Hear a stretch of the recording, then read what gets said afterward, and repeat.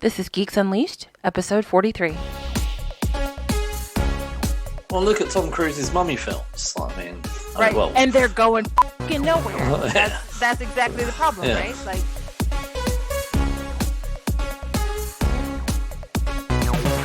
hello, welcome to Geeks Unleashed, episode 43. I'm Mark. And I'm Jasmine. And unfortunately, we're not joined by Stephen this week, as we promised last week, but he will be back in a couple of weeks. Yeah, how dare Stephen? He actually had other things to do. It's very disappointing. Yeah. If you're listening to this, Stephen, how dare you? Yeah, how dare you? Anyway, each week we cover the news of the week and we pick a couple of things to review that caught our fancy in TVs, comics, movies, and games. And this week's review is Zack Snyder's Justice League movie. All 4 hours of it. And spoiler warning, this is a review show. So if you have not had a chance to watch the Snyder Cut version of Justice League, you might want to pause this and come back. And then at the very end of the episode, we'll give you a couple of recommendations of our own. Kicking off this week's news, we have some cancellations for you. Unfortunate. Dun, dun, dun. New Gods and The Trench have both been cancelled by Warner Brothers. So that's Ava DuVernay's New Gods movie and James Wan's The Trench. They are not moving forward at Warner Brothers.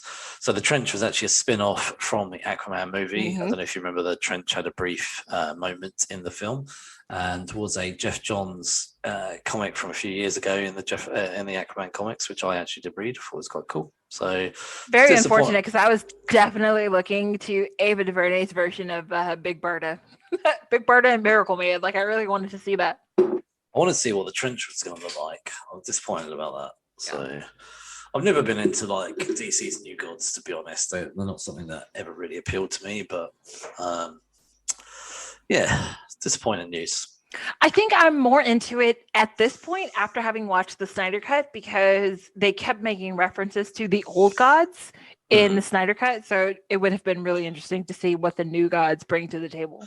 I think, do you know what? Like, had DC been brave and started to go down the I mean, they might do it, but start to go down the space route. You know, they could have had Green Lantern, Lobo, the New Don't Gods. get me started on the space route, Mark. I have so many comments about the space branch of DC related to the Snyderverse that I definitely want to talk about later. They could have had, a really good setup. I mean, I've never been interested in the New Gods as comics, but yeah, like you say, watching this movie has an appeal to seeing more of what else is going on out there.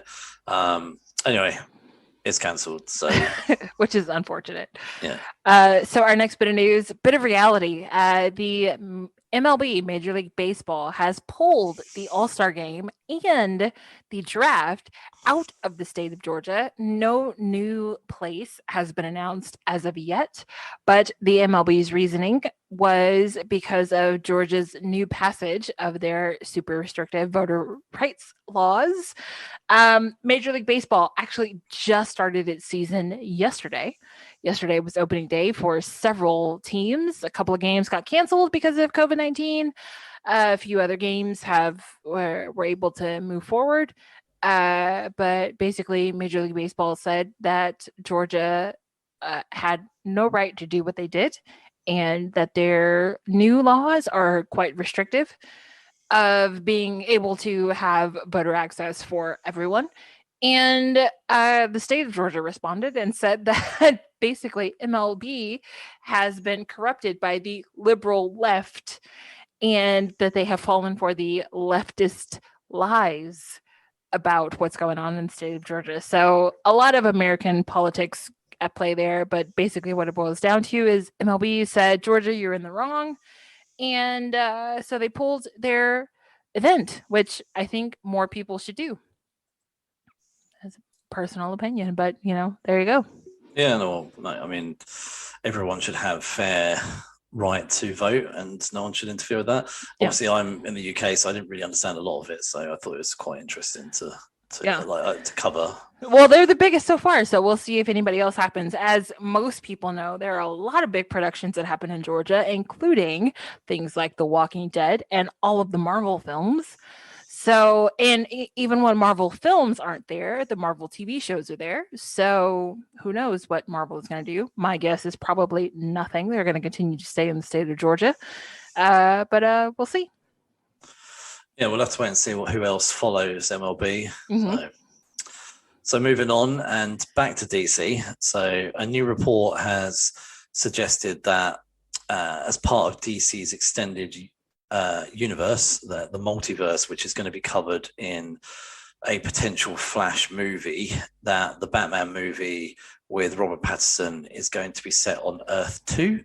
Multiverse is going to be something that we will cover in the Flash, as we know that Ben Affleck's Batman's going to be in it, and potentially Michael Keaton's Batman will also be in there as well.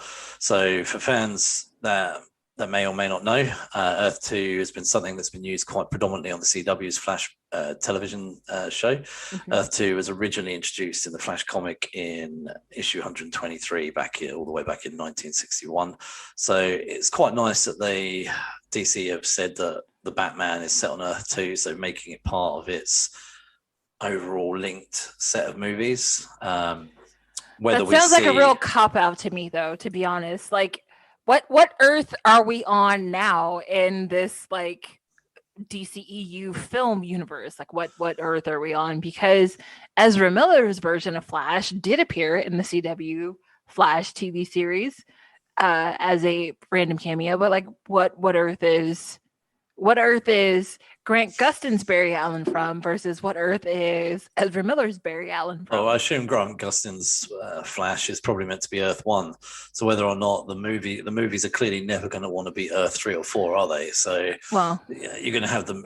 Maybe the movies and the TV show just won't say what Earth they're on because they'd be competing against each other. So the only other thing is I don't want to see the TV show start using Earth 2 then and not have Robert Pattinson show up. So right. It's all very interesting how this is all going to play out. Plus, we did see a very, very small snippet of multiverse stuff in Batman versus Superman when Barry goes forward in time, back in time, and talks to Bruce Wayne and says that Lois Lane is the key. Yeah. So who knows? We'll see. And what Earth is the Joker set on? Because that's not part of the DCU. I mean, it's all getting very confusing now. Yes, exactly. So, there's too much going on. So again, other DC news. It's a big DC week. So their animated film, Batman: Long Halloween, has an animated cast. It stars Jensen Ackles from Supernatural fame as Batman, which is going to make Supernatural fans completely insufferable because there is an episode of Supernatural where Dean Winchester says that he is, in fact, Batman. Also, unfortunately, the film stars the late Naya Rivera of Glee fame, who passed away last year in July. She unfortunately she drowned when she was taking her son out to a lake in California. So the Batman, the Long Halloween, is going to be coming out sometime this year. And again, animated. DC animation is far and above as far as I'm concerned personally, with their film universe, their live action universe. So DC animation, it to me does it a lot better than DC live action does. So I'm very much looking forward to the Long Halloween. We'll see how that turns out. So that wraps up this week's news. And moving right along, our entire episode this week is dedicated to the 4+ hour Snyder Cut version of the Justice League. So this review covers the Justice League directed by Zack Snyder. It is produced by Deborah Snyder and Charles Robin. The writer is Chris Terrio. So in this film, we have Ben Affleck as Batman, Henry Cavill comes back as Superman, Amy Adams as Lois Lane, Gal Gadot as Wonder Woman / Diana Prince, Ray Fisher as Cyborg or Victor Stone, Jason Momoa as Aquaman, Arthur Curry, Ezra Miller as The Flash, Willem Dafoe as Vulko, Jesse Eisenberg as Lex Luthor, Jeremy Irons as Alfred, Diane Lane as Martha Kent, Connie Nielsen as Queen Hippolyta, J.K. Simmons as Commissioner Gordon, Steppenwolf is played by Sarian Hines, and Ryan Zhang plays Ryan Choi, who is also known as the Atom. So there's a lot going on here. The Snyder Cut was finally released to the public via HBO Max on March 18th, which also happened to be my birthday. And the runtime is 4 hours and 2 minutes. And I will be the first to admit, I definitely had to take a break halfway through this film. I made myself lunch. There was a bathroom break at the same time. 4 hours is a long time to sit for a film. So I equally split it into two. So, anyway, how we're going to cover this week's review, we're not going to do like a recap. We've decided to break our review down into discussion points. Yep. So we've headed up each point. We'll just tell you the points as we're going along. And to start off with, just going to talk about the Whedon cut and sort of what our original thoughts were and why we did get a Whedon cut in the first place. Yep. So just to start off with, obviously the reason we got a Snyder cut was very sadly that Whedon cut, rather. Yeah. Sorry. That we got a Whedon cut. Sorry, I'm going to hopefully probably not do that again. Try and the original theatrical cut. Yes. So Zack started it off. Unfortunately, his daughter Autumn Snyder took her own life at the age of 20, and rightly so. Zack Snyder stepped away from the movie to support his wife and other children, and equally support probably his own well-being. I just would like to just take a moment to say, if obviously anyone has thoughts or mental health problems, or anyone who's maybe just got any concerns, I'm obviously not going to be able to cover them all off, but the UK Samaritans number is 116-123, and the US Samaritans is 1-800-273-talk. But obviously if it's an emergency, please just call emergency services. So now we've got that out of the way, though, just it's important obviously just to look after yourself, especially you're not alone. Yeah. If anything is going on, if you're having suicidal ideation, suicidal thoughts, anything like that, pick up the phone and call someone. Yeah. A friend, whatever, just don't, sit at home. So what happened there was that Zack had his plan from Man of Steel, Batman versus Superman, continuing into what would have been his Snyder cut. Unfortunately, he had to step away. Whedon came in, and what the studio, I think, were looking for, because of maybe some negative reaction from Batman vs Superman, we're looking for a more Marvel-themed Justice League. And you can tell the differences, and we'll talk about the differences later, but the difference is we got a much lighter-hearted Whedon film, a lot more jokes were put in. There was forced jokes. Yeah, there was one particular joke scene which I actually didn't mind, where Aquaman was sitting on the bonnet on the the lasso of truth. The lasso of truth. That I actually thought was really good. That was pretty funny. And I did think that was handled really well. Yeah. And that was probably the one bit I wish Zack Snyder had somehow kept in, but I don't think he wasn't going to keep any of Whedon stuff in. So, what was your original thoughts? So I don't know about you. I went to the cinema to see this in 2017 with a group of friends. I remember going, and when you went into the theater, you probably had high expectations. I already had a view on this, though, before I went in. So my view was that they were rushing. So I thought, we've already met Batman and Superman, and we've met a little bit of Wonder Woman. Right. And I was like, I know like every studio is different. And we talked about this a little bit before recording about, Tom Cruise's Mummy films that were hopefully going to kick off like a 10-movie franchise. And the studio just rammed in as much as they could into this movie, and they overdid it, and people hated the movie. So this was, again, when I went to the Justice League film, I was a bit like, why are they being so impatient? Why can't they just give us, like maybe even if they just gave us like a cyborg movie that had a cameo from the Flash in it, or or equally the other way around, or even if they didn't want to get them all out, could they not have done, like we had Hawkeye cameoing in Thor, like, and things like that? Like, why couldn't they just have done a little bit more that way? We probably wouldn't have had the problem that we did have, and essentially ended up with a 4-hour movie, because a 4-hour movie that is essentially a retcon to a certain extent. This is what we gave you in theaters. However, this was our original vision, so we're sorry, but please take this 4-hour film. Yeah, and enjoy it. Yeah. So anyway, I went to theaters, but go on, what were your thoughts when what were your thoughts before you walked in, and then after you walked out? My thoughts before I walked in was it makes zero sense to have a Justice League film with no Green Lantern. It makes no sense. I can understand how you might not have brought in the Martian Manhunter. I can understand not bringing in Hawkwoman or Hawkgirl, or I can understand you not bringing in those kinds of characters. But to have a Justice League with no Green Lantern whatsoever, whether that Green Lantern is Hal Jordan or John Stewart, it didn't make any sense to me. And after having watched the Snyder cut, that became far, far, far more apparent, because when they go back in time and talk about the first time that either Steppenwolf or Darkseid had come to Earth, they actually have lanterns in the footage in that fight with, with the Amazons and with the Atlanteans and with the humans. And it's like, how can you say that the space races brought so much to this fight, yet we never ever ever talk about the space races in any version of the film, not in Whedon's version or in Zack's version.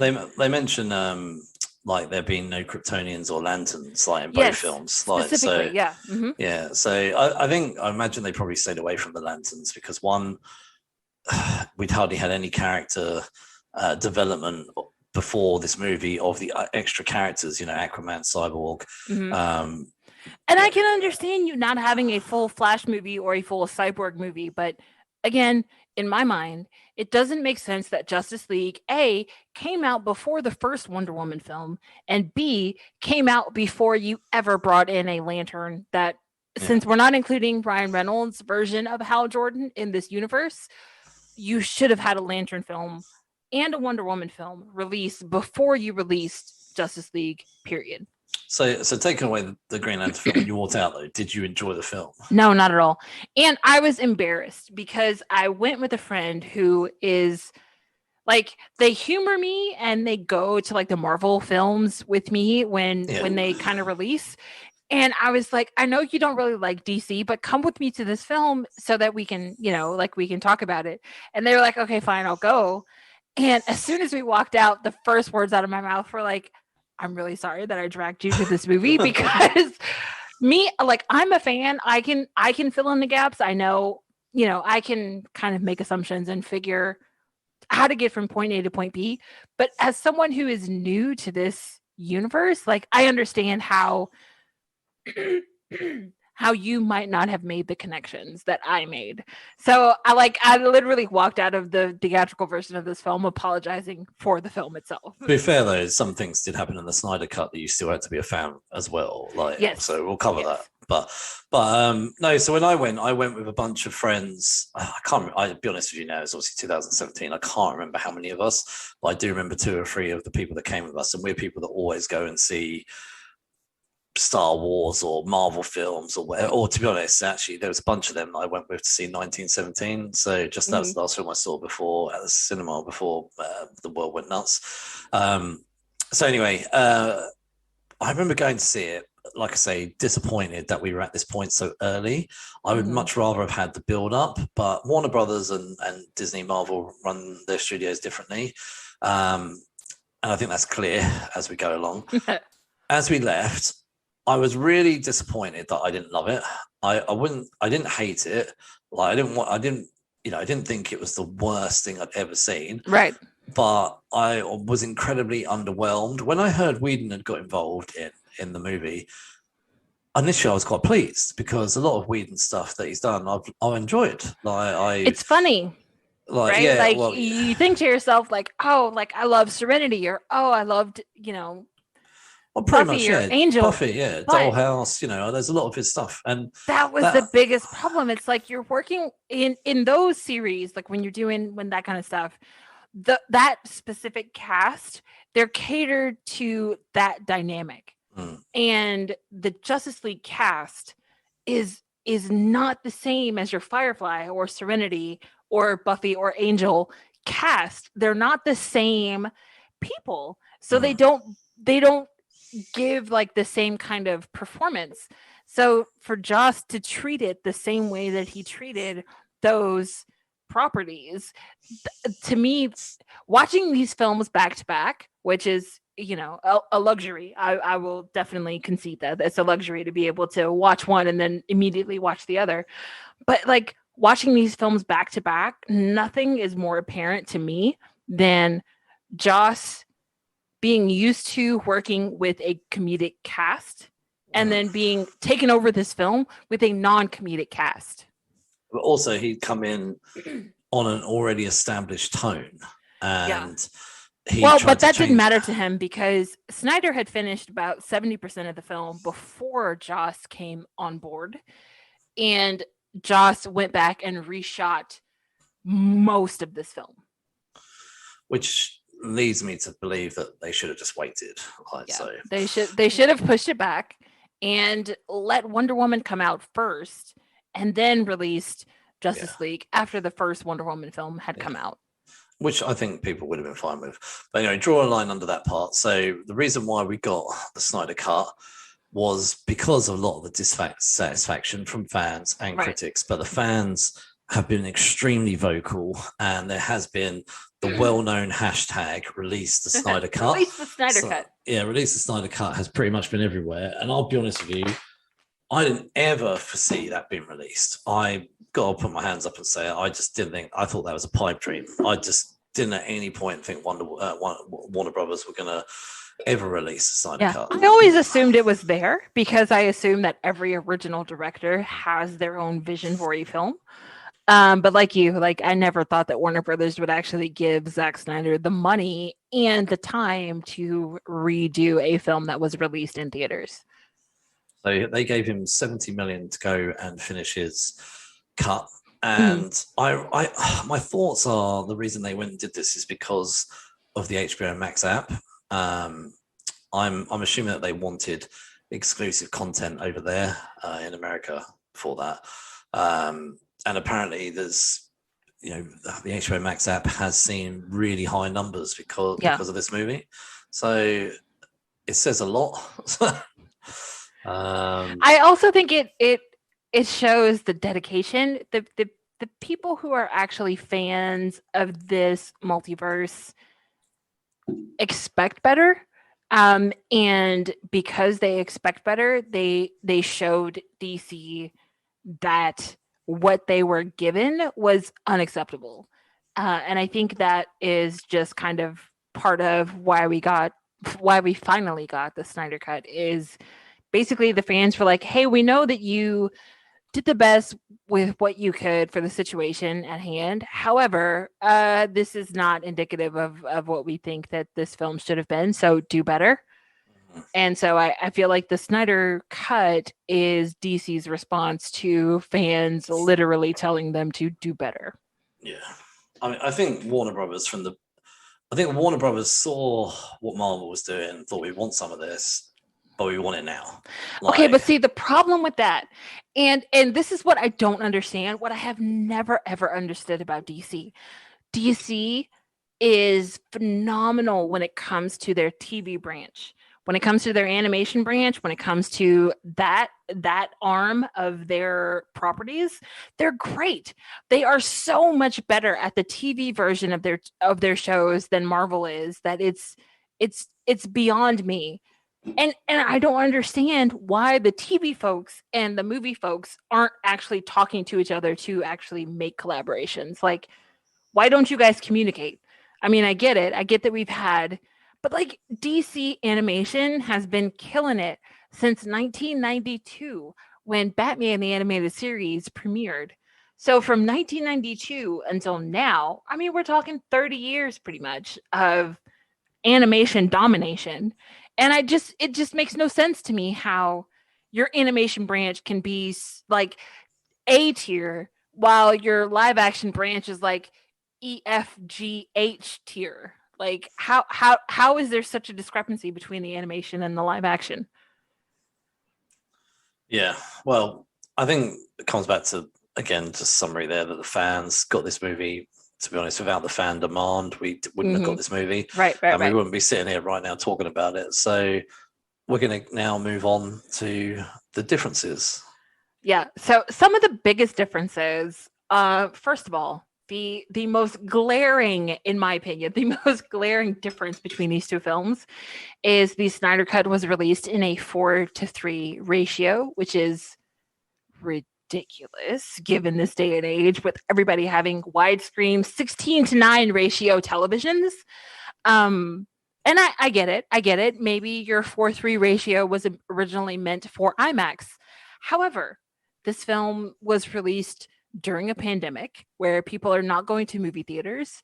So I feel like, on the one hand, yes, I get you're trying to get your vision across, but on the other hand, you need to meet people where they are. And this day and age in 2021, nobody has a 4:3 ratio TV anymore. Nobody, not a single person has a 4:3 ratio TV anymore. So it just makes no sense to release the film in that format.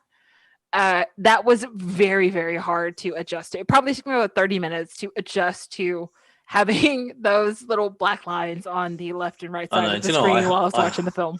I hate it whenever I go onto like Netflix or wherever it is and watch something, or I go Yeah, sort of go and put anything that's something on not a in bit older. HD, basically. It's like that's how you can tell how old something is because it's in a 4:3 ratio versus a 16:9 ratio. Like even when my kids have come in the room, they're like, "What are those black borders on the side of the Yeah, TV?" I'm like, yeah. yeah, that's how TV used to be." But so the thing is, with that, the screen ratio, I agree with you. When I first put that on, I was like, "Is there something wrong?" Like, Right. it was a bit like, and then I don't know if you knew this, but they also released a black and white version called Yes, Justice is Grey. which I have not watched. I No, plan no, to no, watch, no. but I haven't. So what I thought was they've released a 4:3 ratio. They've released a black and white version. Why could they just have not released a widescreen version and maybe had like 3 versions of it? Right. Because I would much rather have watched this in widescreen. Me Like, too. I'll be honest. Me too. A lot of it is apparently the reason behind his vision of the 4:3 ratio is because you can get more on the screen. Yes, and I understand that because if you're going to release something into IMAX, you're going to release IMAX versions in a 4:3 ratio versus a 16:9 ratio. I get that. I completely get that. But during a pandemic, nobody is going to an IMAX theater to watch this in a 4:3 format in the first place. So if this Snyder Cut had come out in 2019, sure, you release it in a 4:3 IMAX version. That's perfectly fine. But and even if you went to a movie theater and you saw this in a 4:3 ratio, now I worked at a movie theater. The way that movie theaters work is if a film is in widescreen, the curtains on either side of the either left or right of the screen or at the top and the bottom of the screen, they adjust when the movie starts. So whether or not you're watching a full screen version or a widescreen version, the curtains inside the theater are going to adjust so that you don't see the edges the way that we did watching from our TVs at home. And I just think that they should have accounted for that. And again, I understand like you're releasing this film, it's your version of the film that fans have been waiting on forever. But come on, like meet your audience halfway at the very least. Yeah. So just a couple of quick things. The rating was different from the original. Yes, so there were some F-bombs that were completely unnecessary. I will concede that. Those did not need to be there in the Snyder Cut. There was a lot more violence in this version as well. So the Whedon version was released as a sort of a PG-13 in America. I think it's a PG here, where over in the States are 18 over here, and you can tell as you're watching this, there's a lot more violence in this. And when because I like you, I watched both versions, and there's certain scenes where sort of the Wonder Woman scene at the bank where they're showing up. So the guys show up in the street, and you see them in the Whedon version turn around with the gun, but you don't actually see them shoot anyone. Yeah.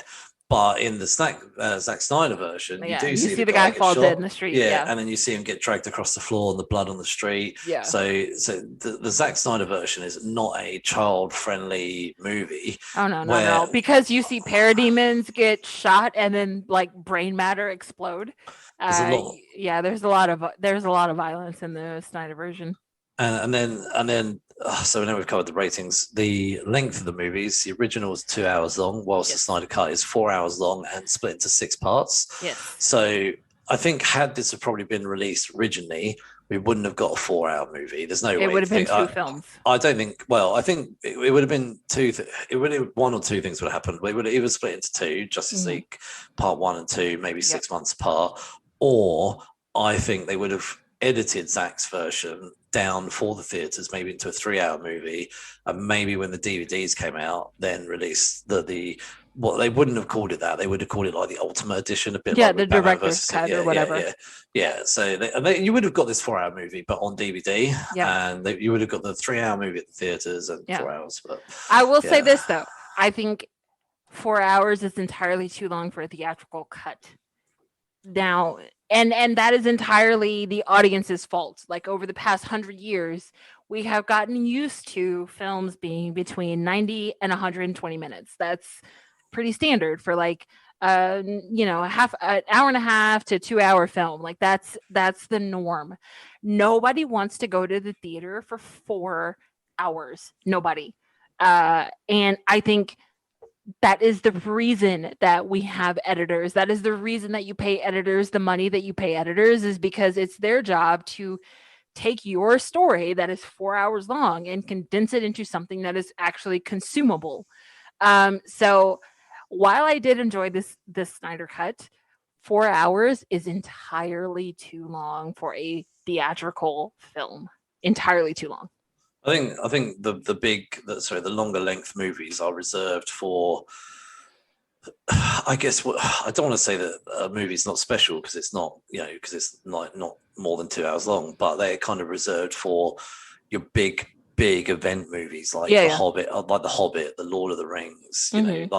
I know it wasn't. I think it might have been released at theaters, had a limited release, but The Irishman, 3.5 hours long.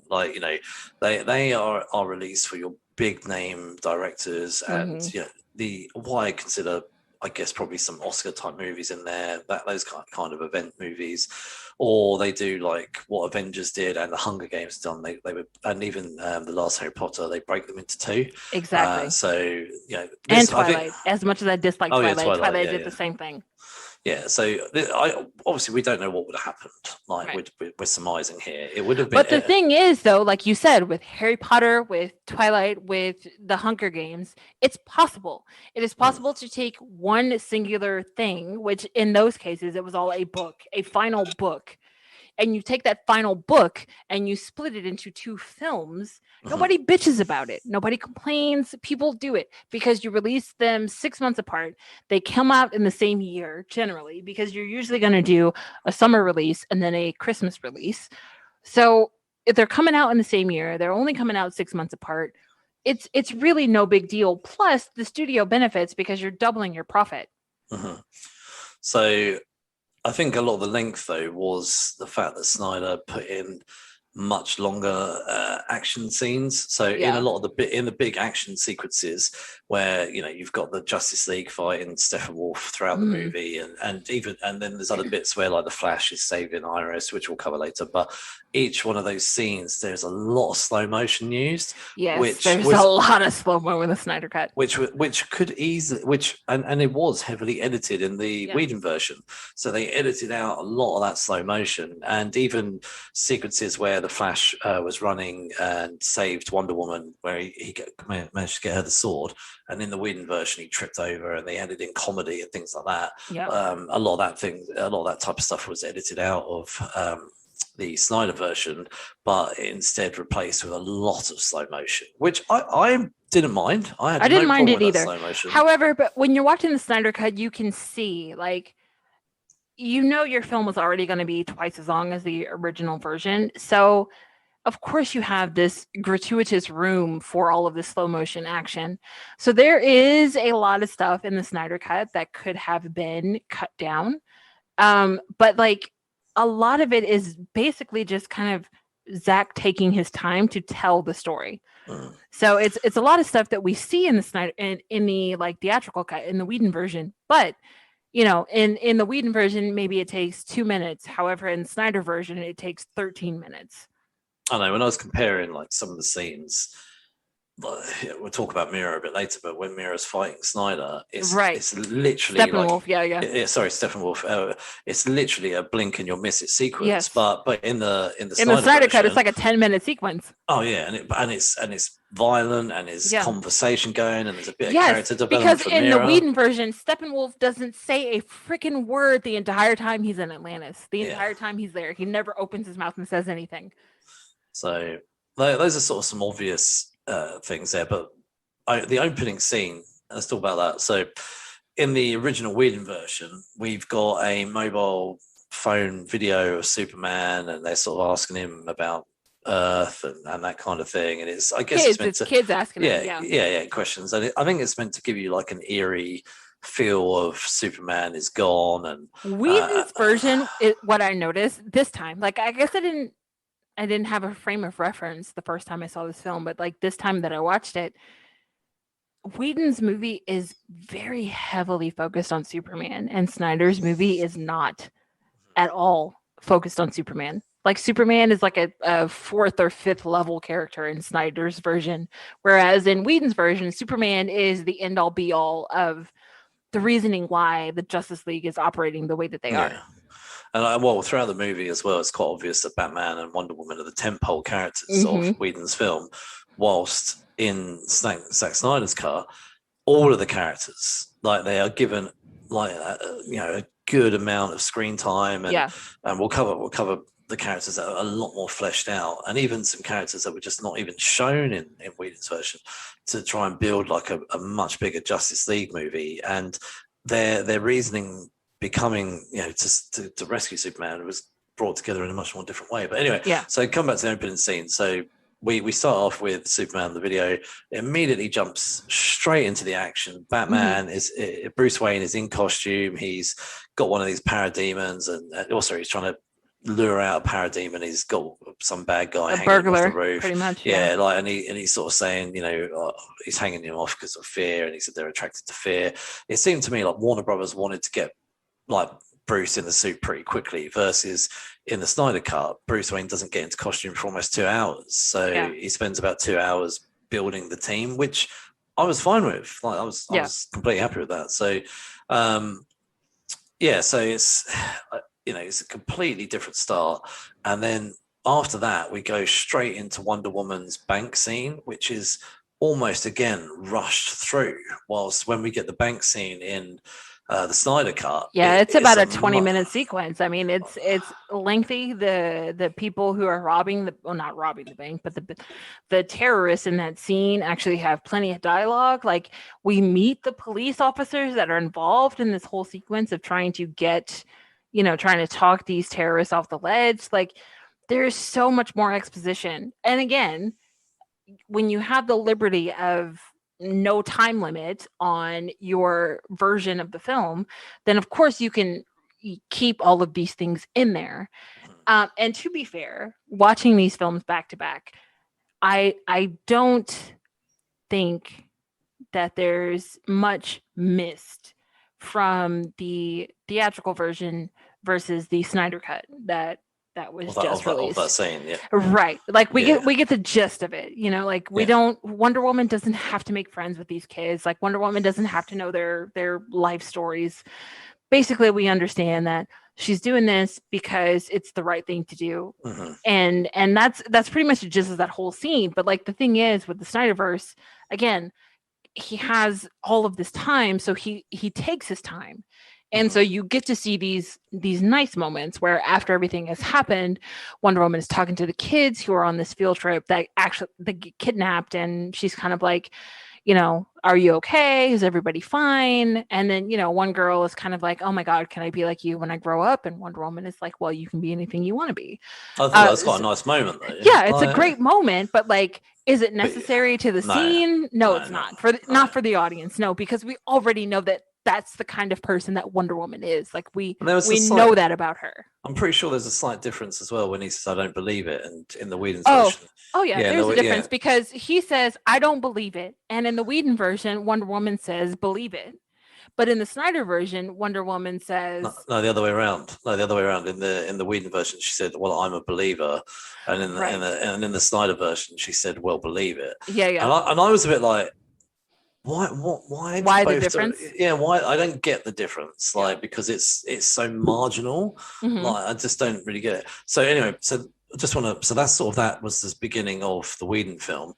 And then in the Zack Snyder version, our beginning of the movie pretty much overlaps Batman versus Superman. So we start with Superman dying from Doomsday stabbing him with the chest or whatever, and he's completely screaming out in pain. But because it's Superman, his screams have got power to them, Right. and you see every single person that's there. You see Jesse Eisenberg, you see Batman, you see Wonder Woman, you see Doomsday collapsing and all this kind of stuff, and then you just see the wave of his scream just tearing through the earth. And as it does, you get introduced to Cyborg. You get to see the Amazonians again, and as the wave is rippling through the earth, you see it hitting all the mother boxes, in Atlantis, and it awakens those. Yes, and that I think is a huge difference, because when the Whedon film starts, it's kind of like when we get to the Amazons in the Whedon film, they're already on edge because the mother box has been awoken, and nobody knows why it has awoken. But in the Snyderverse, it's kind of like we know exactly why, because when Superman died, his voice carries across the earth, wakes up the mother boxes, and the mother boxes, which we learn in the Snyderverse, are pure evil. They're not this kind of all life-giving force. They're actually evil. And so, like, when Superman dies, the mother boxes come, they kind of come back to life, and it's a totally different sequence, because we see them wake up for the first time, especially in Themyscira. We see that Amazonian mother box wake up, and the Amazon's reaction to the box waking up for the first time, versus in the Whedon cut, the theatrical cut, it's kind of like, by the time Hippolyta, who's played by Connie Nielsen, by the time Hippolyta gets to this area where the mother box is stored, all of the Amazons that are guarding it are already on edge because it has been awake for so long. And they're like, well, we don't know what to do. Like, it's been awake for all this time, but nothing has happened. Whereas in the Snyderverse, you realize that, and I think this was one of the big differences that I noticed watching these films back to back. In the Snyderverse, because again, it's 4 hours, he has plenty of time to let the story play out the way that it's going to play out, versus in the Whedon theatrical cut, it sort of just does a lot of exposition in the characters in the film telling you what is happening, versus letting the actions of the film play out so that the audience can figure out what is happening. So in Joss Whedon's version, he is telling the audience, this is happening, and this is happening, and this is happening, versus in the Snyder cut, Zack is kind of like, I'm telling you this story, and if you can't follow it, then that's on you. It's not on me. So Zack kind of leaves it to the audience to fill in the blanks, which I appreciated much more. But I understand why the theatrical cut works the way that it does, because you can't make a big budget film like this specifically for the fans. You have to make a film like this that it's going to be broad enough that it pulls in people who are not obsessed with these characters the way that, super fans are. So I can see kind of a both sides argument here, but that was also one of the biggest differences that I noticed. And again, having the luxury of watching these films back to back, watching the theatrical cut, Joss is kind of leading the audience step by step by step, scene by scene by scene, whereas in the Snyder cut, Zack is literally telling his story. And whether or not you follow his story is a completely like, he doesn't care if you follow it or not. He is telling his version of this story, and if you keep up, great, and if you don't, well, tough shit. I think, like I said, the Snyder version versus the Whedon version. The Whedon version was a much quicker, because they were trying to have a 2-hour movie, so that's why we didn't get the slower, sort of nicer moments. And actually, of one of the nicer moments, talk about Alfred. So Alfred got a lot more screen time. I love Alfred. I love this version of sassy Alfred. Yeah. Like he got a lot more screen time in this movie. And there's one of the standout moments for me, which made me laugh, was in the Snyder cut, was him and Wonder Woman together, and he's trying to show her how to make tea. And he's like fussing around her, like, no, you put the water in first. No, you've already put enough tea leaves in. It's fine. Just leave it. And I was like, I don't make tea like that. I put the tea bag in first. Like I put the, I like Well, she wasn't using a tea bag, Mark. She was using Oh loose yeah, leaf yeah, tea. yeah.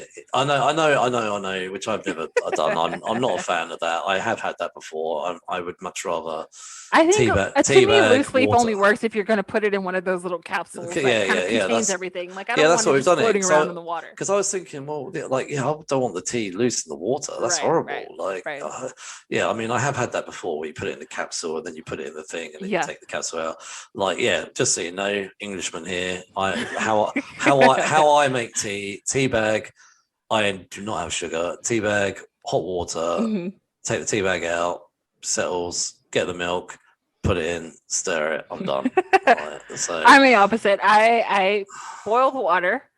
When the tea kettle starts whistling, I turn the tea kettle off. I put yeah. the tea bags in. I pour them into a pitcher. And then I pour another pitcher into like another thing of water into the pitcher. Oh, do you mean And then I, not kettle, like a pot? You mean it's like a teapot?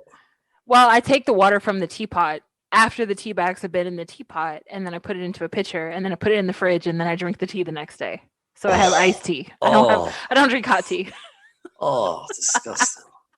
I don't like cold But I iced don't tea. put sugar Like, or milk or I cream or don't anything in it. no, So I I'm not. literally just drink cold tea with nothing in it. No, I'm not an iced tea fan. No, no thanks. So, but I'm not. I don't get the people that put the milk in with the tea bag and then put the hot Oh no, water in. that's I'm like, weird. That's I weird. know. I'm like, what are you doing? No. Anyway, we've spent too long on this. But so Alfred, some nice scenes in there. I think he's like you say, he's a lot more sassy. He does, Yes. but there's some good moments in there, and I think I enjoyed it. There's a few scenes between Alfred and Wonder Woman, and Mm-hmm. so I quite enjoyed those as well. And actually, there was even some weird sequences where like even I don't get why I just the same events happened, but how they did them was differently. Like Wonder Woman when she arranged to meet up with Cyborg, Yes, like it, completely different. but the events were the same. Like other than the fact that so when Wonder Woman's telling Bruce Wayne about the fight that happened in the past with the old gods Mm-hmm. and everyone else. Well, we'll talk about that back in a minute, but um, like you see Cyborg watching them in the woods from afar. And now Right. that was in the Whedon version, but in the Right. Zack Snyder version, you don't have any of that. Nope. Like, Not at all. so then when they sort of Wonder Woman and the Batman go off to try and recruit. She's to recruit Cyborg, Yeah. and the events are the same thing. She goes online to find him, Yes. but in the Snack Snyder version, it's very quick. Actually, he just says, Yes. "I'm here." You're But in right. the Whedon version, there's like chit chat back and forth, Yes. like online, and then when they meet up in the street, that same thing happens. But in the street, it's a lot more atmospheric. You get a long panel view of the street. They're sort Yeah. of taking their time. Well, it's completely different though because in the Whedon version, Cyborg shows up and he's wearing his sweats. So you can't tell that he's a cyborg. In the Snyder Cut, he flies into the scene, drops down, talks to Wonder Woman. He drops an F bomb, and he's kind of like, I'm not interested in helping other people because other people have never helped me. And honestly, I prefer the meeting between Wonder Woman and Cyborg in the Whedon version than I do in the Snyder Cut, which is one of the few sequences that I prefer from the theatrical cut versus this new one. I just think that Cyborg is sort of more human in the Whedon version than he is in the Snyder cut. So I preferred him showing up like in his hoodie, kind of disguised, like embarrassed to show his true cyborg form versus him literally flying in with no cover whatsoever and nothing but his like metal exoskeleton. So I thought that the differences there were oddly favorable in the Whedonverse, especially given the way that Ray Fisher, who plays Cyborg, has come out and said that Joss Whedon is a piece of shit. Uh, like it's weird because I feel like sometimes Joss gives Cyborg a better kind of more human actually portrayal. than Snyder does. Now, Snyder does a better job of expanding on Cyborg's story, giving us more Cyborg backstory and that kind of thing. So I think in the long run, Victor Stone slash Cyborg is more fleshed out and a much better character in the Snyder cut, but his introduction to the Justice League is much better done in the Whedon version. Okay, actually, it's probably a nice little segue there into talking about Cyborg. So his differences are vast, and Yes. he's definitely, I would say, probably the heart of this movie. Oh, Now for watching sure. it, and where in the Whedon version, his screen time was seriously reduced. Oh yeah. His backstory is non-existent. Mm-hmm. I mean, maybe there was some thought processes that Cyborg was going to get a solo film or something like that, but and equally again, they were probably trying to get it to a 2-hour movie. But in this version, we get to see like completely brand new scenes, which Mm-hmm. kind of falls into additional material, really.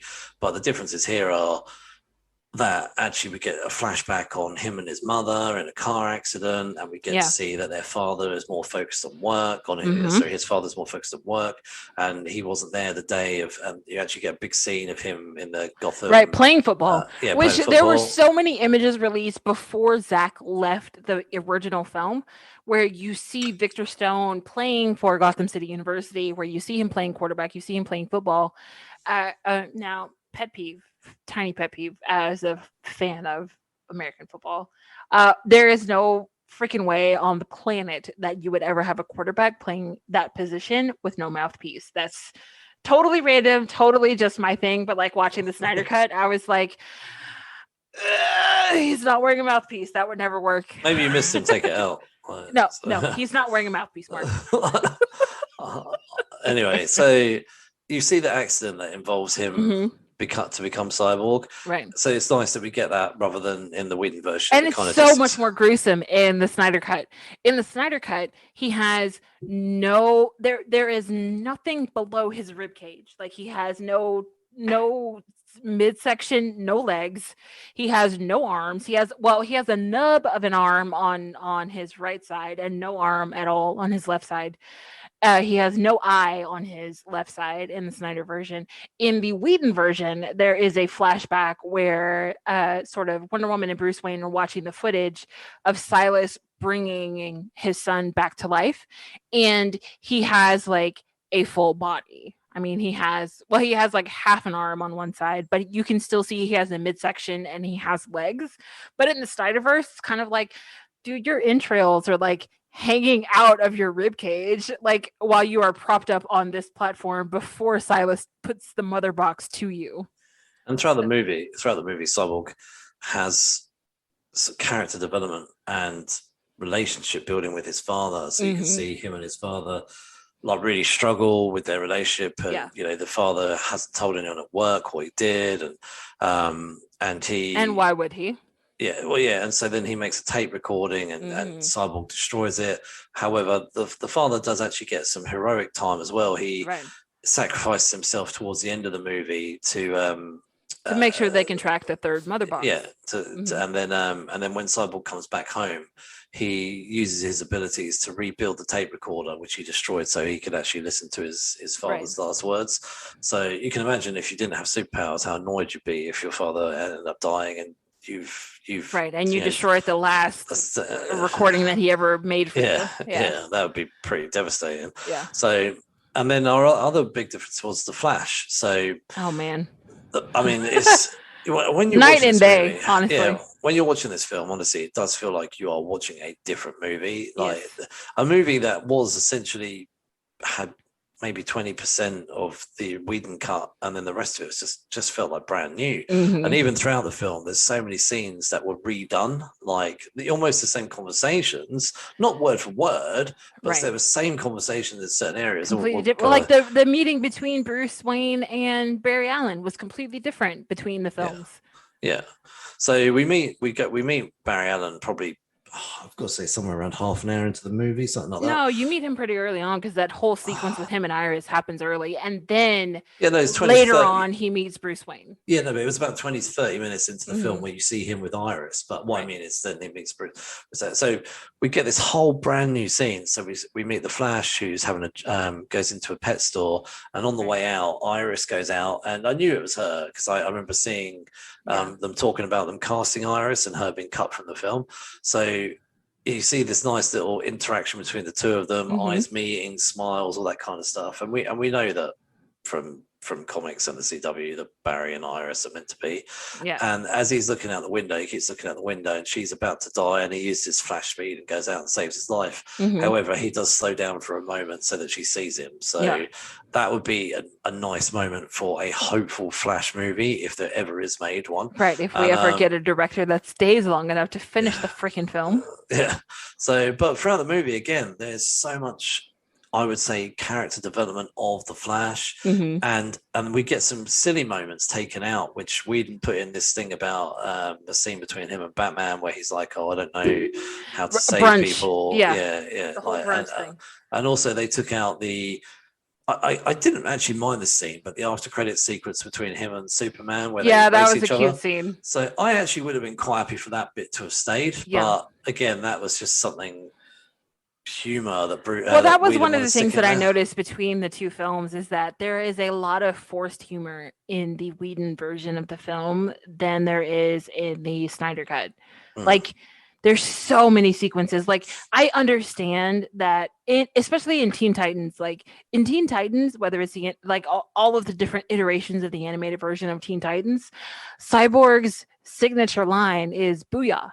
Like that's kind of his thing when something goes right or when they win, and he's like "Booyah." So like they force that into the Whedon version of the film and the theatrical version of the film. However, in the Snyder cut, like Cyborg doesn't get to have any of those funny, silly sort of moments. So there's no catch lines, no catchphrases, nothing like that. But at the same time, I don't think that the Snyder cut suffers because some of the throwaway humor lines were taken out. I think again, like I said at the beginning of the podcast, it kind of goes back to show Joss Whedon is used to working with comedic actors. He's used to doing the kind of scripts that get the laughs, that are supposed to be funny. And it's almost like the kind of director that forces his like opinion onto the film, whether or not the film calls for it or not. So watching these two films back to back, again, I was definitely struck by Zack Snyder doesn't give a shit about making the audience laugh. Like a lot of the stuff that were funny moments in the Snyder cut were natural. Like they naturally occurred in the conversation without it having to be like, it didn't feel forced. It didn't feel like that would have been a good moment for a laugh. And so like, let me add one just because that's what the audience is expecting. Whereas in the theatrical cut, there are so many of those moments where it's kind of like, you didn't really need the joke there. It's not that the joke was not funny. It was funny, but like it didn't need to be there. So I felt like a lot of the humor in the theatrical cut was forced. And there's other sort of differences as well, like sorry, like the ending as well. The sort of the fight scenes were completely different. Visually they were different. So Whedon had like a red tint across, where Snyder went with his sort of more traditional, duller and darker tones. Now like I will say I definitely appreciated the color correction. So in the theatrical cut, it is a overall much brighter film, much more colorful film, whereas in the Snyder cut, everything is dark and muted. And that's all well and good, but like that is really hard to watch in the middle of the day. Like in the middle of the afternoon, it is really hard to watch a film that is that dark because you just can't see it. It's too bright. Like it was too bright in my living room to watch that movie at 11 a.m. versus watching the Whedon cut where it's just like, yes, this the grass is actually green as opposed to like this super dull, maybe greenish brown color that it is in the Snyder cut. So yeah, I definitely appreciated the color correction. There's no reason. I mean, other than like your specific artistic vision for a film to be that dark.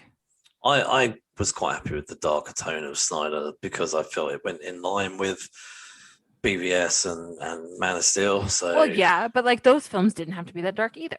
no, I think that was something that people were a Right, little right. bit I unhappy think with. it's just a personal kind of thing. But Like I felt it's it a just Zack more. Snyder thing. It went in tone. It sort of helped keep everything on the same tone. Yeah. And there's differences in that fight sequence as well. In the end battle sequence, like Superman, you know. So the biggest difference, especially in like Steppenwolf, I think Steppenwolf and sort of the cyborg and Silas sort of dynamic are the two biggest differences in this film. So with Steppenwolf in the Whedon version, Steppenwolf is the villain. Period. There is no one else. There is one or two mentions of Darkseid. That is it in the Whedon version. However, in the Snyder version, we actually see Darkseid. We see him. He speaks. We get to see that there is someone pulling Steppenwolf's strings, and we, like in the Whedon version, we know that Steppenwolf is trying to please Darkseid, but at the same time, in the Whedon version, Darkseid has no effect on this film whatsoever. So even in the entire sequence at the beginning, where Steppenwolf is fighting the original like clans of Earth, where he's fighting the humans, the gods, the Amazons, and the Atlanteans, it's Steppenwolf fighting. However, in the Snyder version, Darkseid is the one that is actually fighting all of these Young people. Darkseid. Yeah, like it's a completely different dynamic. And in the Snyder cut, Darkseid is the one who is like pulling the strings, who everyone is kind of looking to. Like he is the reason that everybody's doing what they're doing. So I thought that was a completely different feel as far as villains go, because in the Snyder cut, you immediately know Steppenwolf was not in charge. You know the Steppenwolf was a minion. Mm-hmm. Whereas in the Whedon version, it's kind of like Steppenwolf is the guy, and then maybe he has a boss, but like he's really the guy that's making all the decisions. So, what were your thoughts on Darkseid? I was like really excited by it. I thought this was a good build up for future movies as well. Yeah, future movies until you realize that DC just said that they're canceling New Gods. But yes, like so like I thought it was really interesting. I just think had this movie had happened as it should have happened, right? Like, yeah, because Darkseid has always been like hot shit. Like he has always been sort of like the Thanos equivalent, right? Like he has always been top tier villain level that is so powerful that you really don't see him very much. So I loved in the Snyder version that is Darkseid that comes to Earth, and it's Darkseid that's defeated. And yet Steppenwolf is kind of the guy that Darkseid is just like, and one of the things that struck me the most is that when we get, when Darkseid is talking later in the film, he's kind of just like, I've spent so much time looking for this planet because he got defeated on Earth 5,000 years ago when all of the clans were united. But he has conquered so many planets that he didn't even remember Earth. So he spent so much time in the past 5,000 years. He has spent so much time trying to find Earth all over again. And I thought that was super interesting because it's like, yeah, these people beat me, but like they're so insignificant in my grand scheme of things. Like I have conquered 10,000 planets. Like hell, if I remember the freaking planet, whatever the hell it's called, where you have, these people that sent me home packing. Like I thought that was really, really, really interesting. That the whole dynamic there was kind of like, holy shit, this is where Darkseid lost, and like, and Steppenwolf kind of takes that to be like, well, Darkseid lost here, but like I can win his favor back if I can defeat this planet. So it kind of made the stakes more important because the whole time Steppenwolf was trying to get back into Darkseid's good graces, whereas like that was always a sentiment regardless of the film. But in the Snyder version, you feel it, and it's kind of like Darkseid has been given a character. So the fact that I have seen Darkseid, I know like what he's capable of. The fact that Steppenwolf is trying to get back into his good graces makes a bigger impact in the Snyder cut than it is in the Whedon cut, because it's kind of like Well, Steppenwolf is trying to please this guy, but like, I don't know anything about this guy. So when I remember watching the original, I've been really underwhelmed by Steppenwolf, Oh who yeah, the I'd CGI never was heard. freaking Well, terrible. so yeah, we're talking about his appearance. I mean, I was like, when I watched it, I was like, I didn't even know who Steppenwolf was. I knew who Darkseid was. Yes. I'd heard like I read some DC, and I'd always heard of Darkseid, but I've no idea, never heard of Steppenwolf. And when they had the original theatrical cut, I didn't really care about Steppenwolf. I didn't know who this bloke was. I thought, to be honest with you, Steppenwolf is a rubbish name. I mean, maybe people might disagree with me on that point, but for your first opening villain, I was like, how on earth did they come up with this bloke Steppenwolf? Right. I thought there must be some other bigger villains they could have gone with. I don't know. However, so we'll come to appearance in a minute. However, when they had the Snyder cut with Steppenwolf, they actually did character development for the bad guy and showed like why we should care about. Right. I mean, obviously you don't care about the bad guy, but like why you would necessarily be but interested why in he's doing what he's doing. Like he was very, very much. It was apparent in the Snyder cut that he had fucked up at some point in his past, and that he was atoning for whatever he messed up the first time. But in the Whedon version, you don't get that at all. In the Whedon version, it's like Steppenwolf is the guy in charge, except that Steppenwolf answers to someone else, but we don't really know anything about that someone else that he answers to. Yeah, and so appearance-wise, when I saw Steppenwolf in the Snyder cut, I was like, I can't remember now what he looks like. And when I watched the Whedon version afterwards. Oh man, it was so disappointing, right? To go like to see the Snyder cut version of Steppenwolf and then go back in time and see the Whedon cut version. And it's like the Whedon cut. The Whedon, honestly, the two of them is just day and night. Completely different. The Whedon version, it's almost like cheap. It's almost like they didn't have the money to do it. It's really bad. And the voice, like I love Syrian Hines, love him. I love him in everything that he's in. I think he's a fantastic villain. However, in the Whedon version, there is so much of Syrian Hines' actual voice in Steppenwolf, and in the Snyder cut, his voice is so heavily edited that he feels more foreign and more like alien and more of a villain because his voice is almost unrecognizable. So there's a brilliant fight scene between Steppenwolf and Mira, which, like I mentioned this earlier, in the Whedon version, it's literally blink and you'll miss it. But in the in the Zack Snyder version, Mira, honestly, even Mira's sort of fleshed out a little bit. Yeah. Like, even the minor characters are given a bit more screen time to be able to, be like rooting for them, and she's really kick ass. She when she's no bullshit, and she's a fighter, and she's not afraid. So when she's fighting Steppenwolf, and she basically starts pulling all water and blood out of him, and he throws her down to the floor, and you can see why they got their 18 rating now, because there was some fairly gory moments in there. But in terms of the bad guys, I love the setup that Steppenwolf was. They spent more money on the CGI, and they rocked up, but they gave him a backstory. But you also saw him sort of trying to win favor with Darkseid, Darkseid we saw maybe sort of 2 or 3 times throughout the movie, and it kind of is a nice setup for a potential sequel if they ever make one. That is right. And then the other thing is, it's obviously Superman. So the resurrection of Superman happens completely differently between both films. So different. It is so different. So the conversations in some ways are the same, but Superman never actually speaks in the Snyder version of his resurrection ever.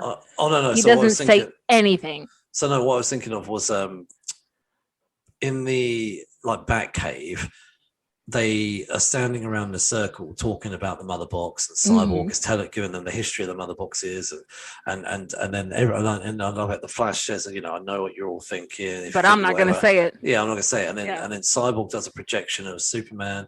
However, in the Whedon version, it's Bruce Wayne is pushing the agenda to bring Superman back, and Wonder Woman was like, no, we can't. Yeah. But however, again, this is where Snyder has taken on a more team approach in the In the Whedon version, what I noticed the most between all of the characters of the Justice League is Whedon interjects this friction that is not there at all in the Snyder version at all.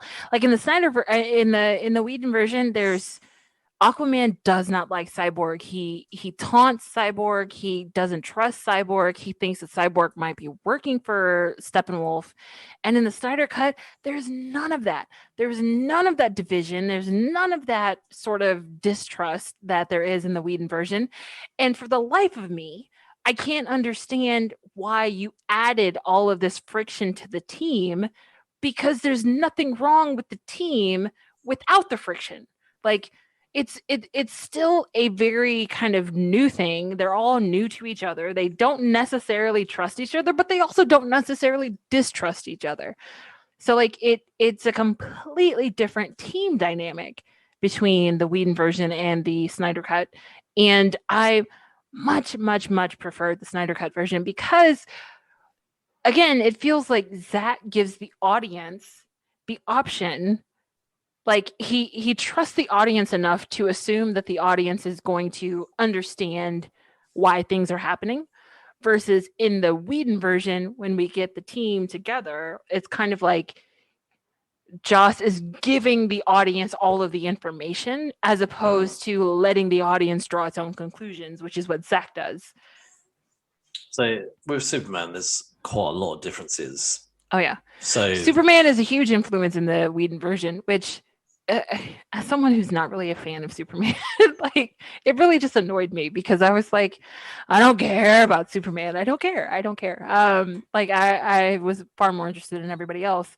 But in the Snyder version, in the Whedon version, it's almost like a sequel to Man of Steel versus a Justice League film, because from the very beginning, from the very opening, when you were talking at the beginning, the opening of that viral video of Superman talking to the kids at the scene of this crime or whatever, like Whedon's film heavily relies on everybody loving Superman, versus the Snyder cut film where it's like we have to bring Superman back because we can't win without Superman, but at the same time, like it's Superman is not influential on the individual characters of the Justice League in the Snyder cut. Yeah, and also Superman as well. The terrible CGI. So he was filming Mission Impossible at the same time. With the fucking mustache. Oh my god. And so the Mission Impossible people were like, no, you're not allowed to shave the mustache off. Yeah. So he had to do all his scenes in Justice League with the mustache, and they CGI'd them out. However, I don't know what happened, but their CGI team didn't do a very good job, or maybe they did the best job they could. I don't work in CGI, but it looked awful. You could see there was something wrong with his face. Yes. Yeah, with his face. So, and then when he was resurrected, that whole scene plays out completely differently.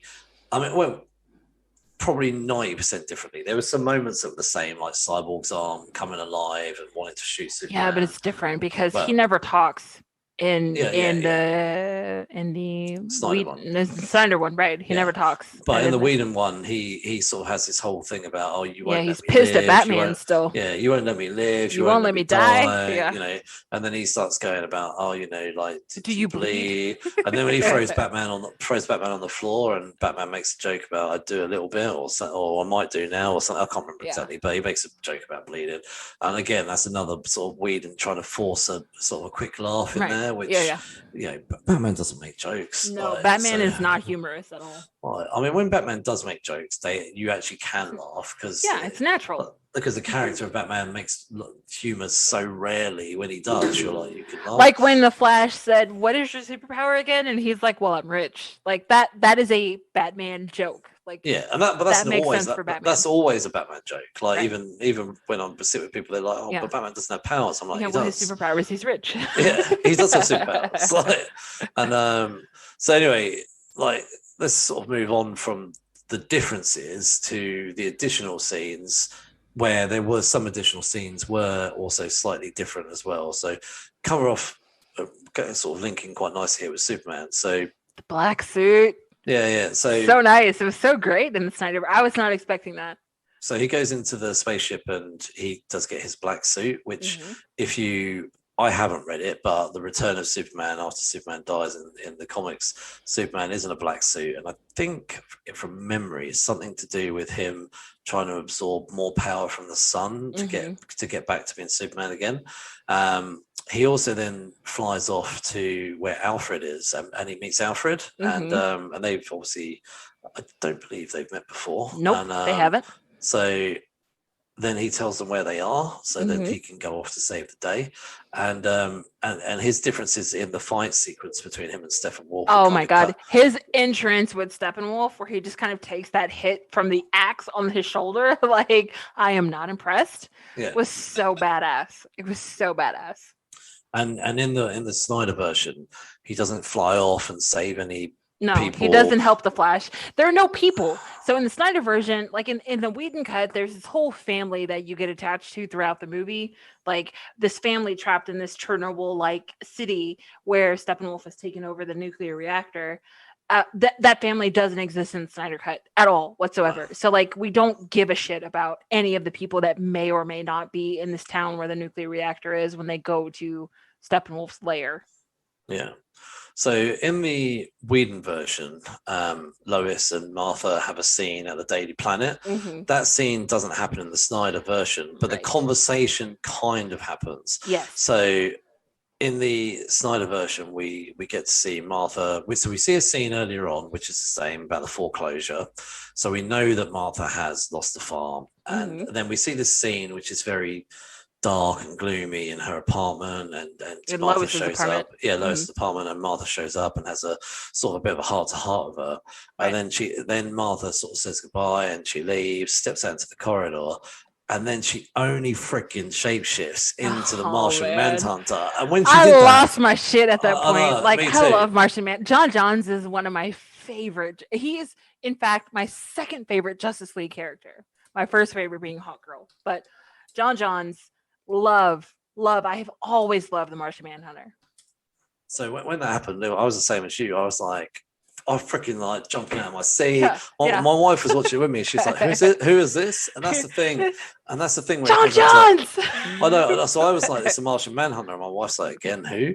And that comes to that point where you were saying earlier about, like the average fan versus someone who knows. So when you went with a friend, had she have seen this of you, she would have been like, what? Who is that? Yeah, exactly. Yeah. And so this was definitely for the fans. That moment was put in for the fans. So so Martian Manhunter. But that also makes me wonder, like, why didn't you reveal that in Man of Steel when you had plenty of opportunities to reveal him? Which is like like lieutenant or sergeant or whoever he is. Colonel Lennox, General Lennox. Yeah. Like you had all of this opportunity to reveal him, yet you didn't. Like it's a missed opportunity in my book because not that many people are going to see the Snyder cut. Honestly, if we're being honest, the Snyder cut is for fans. So casual viewers are not going to watch. Like my friend that I went to see the theatrical cut with, they're not going to watch a Snyder cut. That's not something they're going to do. So only fans get to see this. And it's so disappointing because it's like, Martian Manhunter is such an integral part of the Justice League. I don't know how you missed the opportunity to introduce him in Man of Steel. Do you know what? It would have been it could have done it after credits or something. Yeah, it could have been a post-credit scene. Yeah. So, like that whole scene at the end where instead of like the girl sergeant or whoever was like, oh well, I think he's really hot. Like it could have been a scene where like the Martian Manhunter reveals himself, and it's like, oh my god, you've been in this movie the whole time. I was gonna say, you got to think like, how on earth did he not help out? Like when all the Kryptonians were showing up, why didn't he help? Anyway, so Martian Manhunter, we both, like I say, lots of shit. We were like, oh, brilliant. Yeah. And then Martian Manhunter has one other scene later on where with Bruce Wayne. In the epilogue kind of moment, he shows up at Bruce Wayne's house and says, I want to help out. Bruce like, great. It was a little nice moment there that will probably not go anywhere. So though, what was up with the CGI on Bruce Wayne's face in that scene? Because like I was getting very, very, very much like George Clooney vibes when that scene played out, and I was like, I don't understand. What is happening here? Like, why does Ben Affleck suddenly look like George Clooney? I don't get it. I don't think they're bringing George Clooney back. Don't worry. I freaking hope not. So, he's a great Danny Ocean. He is a terrible Bruce Wayne. I'm just gonna throw that out there. So we touched on this earlier about new scenes. So Flash is fleshed out a little bit more. You know, Yeah. Iris and stuff like Oh that. We man, the touched on. Flash is not only fleshed out with him meeting Iris, but the Flash is actually the savior of the Snyderverse version of this Yeah. film. Like, So time travel. right, right. The time travel at the very end is like it's wild. I mean, I get it. Like he did time travel. There was time travel with Barry Allen in Batman versus Superman. But I was not expecting the ending that happened. Like because at the end, it's kind of in the Whedon version, Superman is pretty much like the one who saves the day at the end, right? But in the Snyder cut, it's kind of like they had a plan. It's a Their team plan effort. did not originally include Superman because nobody thought that he was actually going to show up. So in the Snyder version, he shows up and it's a bonus to everybody else. But like the plan originally included Cyborg being the one to separate the mother boxes, the three mother boxes, and Barry was going to be the person who gives Cyborg the edge that he needed to complete his task. So Flash is like running around this Chernobyl-esque town, gets shot, he gets hurt, he fails. And when he fails, well, that's when the shit hits the fan. The mother boxes synchronize, and everybody gets a flash into the future where all of the heroes are kind of dead, like disintegrated into blood and bone, dead, which is part of the reason that this movie has that rating that it does, because when they come back together, you actually see all of the blood and the guts and all of that stuff like reforming human shapes. But at the end, like the Flash had always said, like, I can really go fast. I can go really fast. I can go faster than the speed of light. However, when I run that fast, I run the risk of messing with, if I'm going faster than the speed of light, I run the risk of messing up time. And he said that in the film earlier on in the film. So at the very end, after this disaster happens and they're not able to stop Steppenwolf, he runs so fast that he goes back in time, which is freaking like at like the last 20 minutes of this film, I was literally sitting like on the edge of my chair watching because I was like, oh my God, what is going to happen? But like that was such a great scene because he had gotten shot by one of the parademons, which is what messed up the whole sequence in the first place. And it is literally just Barry's kind of willpower that's like, I can't end it. It can't end here. Like I can't let it end here. And so he basically steps into the Speed Force, heals himself, and then reverses time and kind of saves the day. And it's like, oh, this is kind of shit that I'm talking about because Barry Allen and Victor Stone have such integral roles in the Snyderverse film that they didn't quite have in the theatrical cut. And it's like, these characters are ridiculously important. Without the two of them, there is no Justice League film, period. Yeah. Other additional scenes were with Aquaman. So we got to see early William Dafoe's character as well, who also is in the main Aquaman film. He's definitely given a lot more screen time. I do think, though, he's in the Zack Snyder version, he's not given too much more than what we have with Whedon. No, he has like one monologue scene kind of with Arthur after Arthur rejects Bruce Wayne's offer. But other than that, I mean, his thing was pretty much intact. But really. if you had not seen the Aquaman film, you would have no idea who he was. And in the Aquaman film, the end of the standalone film, he is Aquaman's mentor. Once he becomes old enough to like learn his Atlantean abilities. So it was nice to see him in this film. But yeah, he is definitely not in the theatrical cut at all. So we'll move on from additional scenes to Nightmare and future scenes. Now, I will say, before we even start, I could have done without the future at all. It was completely unnecessary. It didn't need to be in the film. And I didn't understand it. Like, you piece together what happens, like in the future scenes, something happens, Lois Lane dies, and then Superman becomes one of Darkseid's minions. And it's just kind of like, how did we get here?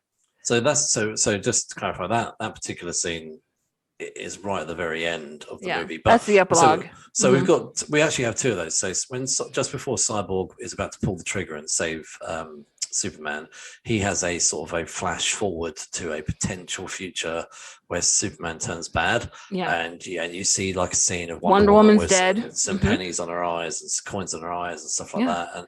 Got to And pay the so ferryman to the underworld. yeah. So he's sort of like, not sure. And there's a bit of a friction whether he goes ahead or not. But the big scene was right at the very end, like you just said. Yeah. So it's sort of like an expansion on the parademon scene from Batman versus Superman, where Batman gets captured and Superman is a bad guy in the desert, like the whole desert sequence. It's just bizarre, though.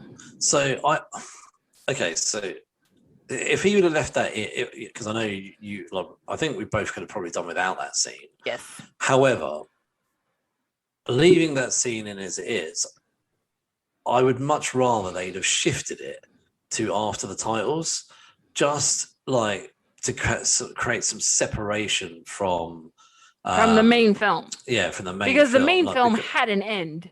Yeah. And then this sequence, well, like the way the HBO Max kind of split it up, instead of like having commercial sequences, HBO Max had title cards. So for they had part 1, part 2, part 3, and then by the time you get to this future state, it's the epilogue. So it's like this entire epilogue was maybe 10 or 15 minutes, but it was like, how did, like, you have no idea how you got here. It was very confusing. So it sort of follows which we didn't actually cover in terms of differences, where Deathstroke shows up with Lex Luthor. So in the Whedon version, Deathstroke is, right, which is a mid-credit scene in the original. Yeah. So they're talking about making their own Justice League. Justice League. Yeah, I know the Injustice. Yeah. But in the Zack Snyder cut, he's actually come to him for information. He tells him Batman's Lex actually says, Batman is Bruce Wayne, so that should help you. But then he goes straight into this future scene where we've got Batman with goggles and they're standing and the world looks like it's fallen over, and we see lots of different characters. Mira's there, Cyborg's there, Flash is there, but Flash has a whole new suit. Cyborg has this whole new suit that has a freaking Gatling gun attached to it. But Mira's talking about which I'm assuming is that Aquaman must be murdered. Aquaman has died, but we assume that Superman killed him because she's so pissed at Superman. Yeah. And then suddenly we see that the Joker's there, and Deathstroke. And Deathstroke. Sorry, Deathstroke's there. But Jared Leto's Joker is there. Right. And I've got to put this out there. I hate Jared Leto's Joker. It's just the worst. It's Joker. Unnecessary. Yeah, and I don't know. I don't know if I've seen anything that I actually like Jared Leto in. Requiem for a Dream is fantastic, but it is incredibly depressing. Never seen that. I've never seen that movie, but it's making me now want to check and see if he's done anything. He was okay. He was in Blade Runner, the new Blade Runner with Ryan Gosling. I did like that actually. He was okay. But anyway, so that whole scene was unnecessary. It was almost like a fanboy type thing. Like it was a bit like, I want to have that was fan service. It was almost like, I want a Batman Joker scene, but there's no way of having a Batman Joker scene in this movie. So what I'm going to do is completely ridiculous, because even what's his face, David Ayer in Suicide Squad, had a very nice scene between Joker driving that Lamborghini with Harley in the front seat and Batman saving Harley's life. Like, that worked. That scene with Batman, Joker, and Harley worked out, but this one was so weird. You know, I've just checked. He was in Fight Club, but he probably had a minor role. I loved Fight Club, so I'll give him that. But but that wasn't down to him why I love that film. Anyway, that whole scene, it was unnecessary. However, I kind of do like the alternate Earths thing. Like, I know this isn't an alternate Earth, but this is a possible future. I do kind of love all that kind of stuff, but I think it would have been better if we'd have just shoved that after the credits. But really, as we're never going to get there, like, I can't see that we're ever going to get to that point in DC's history. I don't think DC is going to ever go down the road of wanting to kill off Aquaman. I'm sorry, they're just not going to do it. I mean, they just, the Aquaman movie was brilliant. Everyone loved it, and I can't remember how well it did, but I probably did really well. And I know it's getting a sequel. So, like they're completely unlikely to allow Zack Snyder to kill off Aquaman. Yeah, that whole thing. That someone should have said, Zach, look, we've let you do your whole thing. But Right. look, This is enough. but that scene's probably got And to it go. was way too Right? long. It was Yeah. way too long. And then again, the gratuitous f bombs, and it's just like I'm all for cursing. I love cursing. I curse all the time. However, the f bombs were unnecessary in the Snyder Cut. They were completely unnecessary. I So did not need Bruce Wayne as Batman saying the f word to the Joker. I didn't need that. yeah, so a part of me as a fan, I kind of enjoyed the interactions. I don't like Jared Leto as a Joker. I don't like Jesse Eisenberg as Lex Luthor.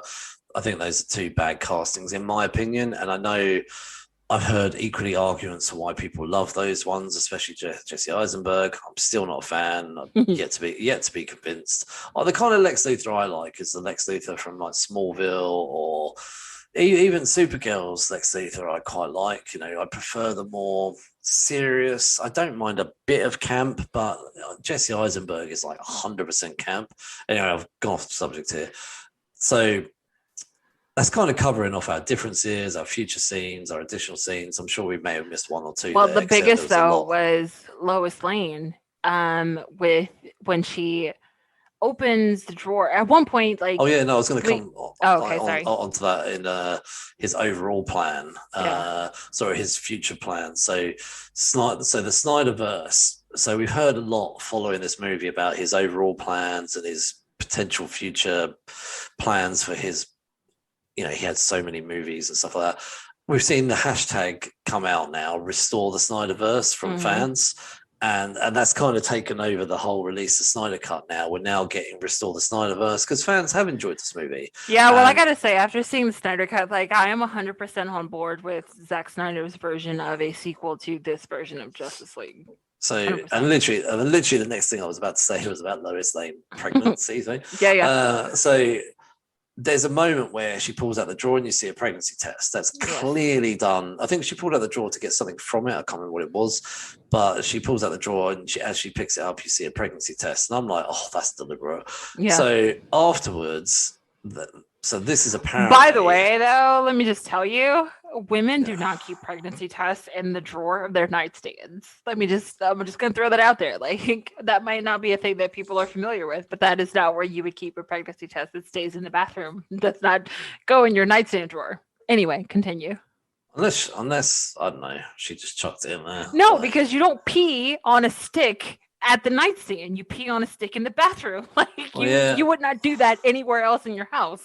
Well, no, unless it was a brand new packet that she was planning on using. Like, I don't know.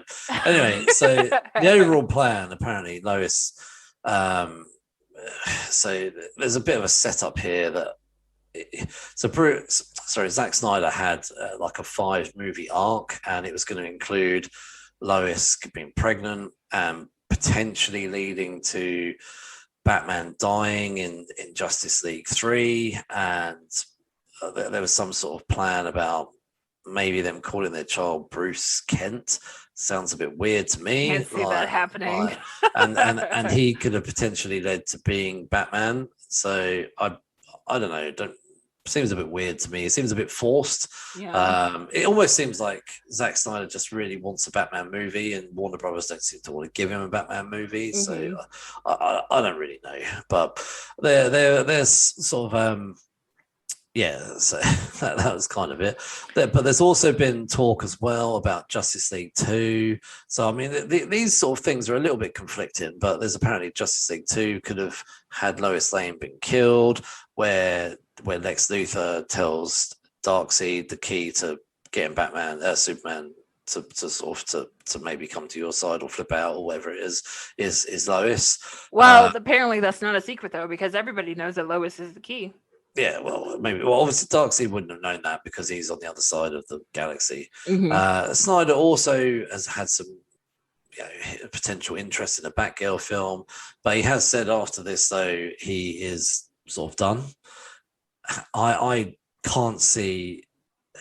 I do question a lot the people that are in charge of the Warner Brothers, the DC movies.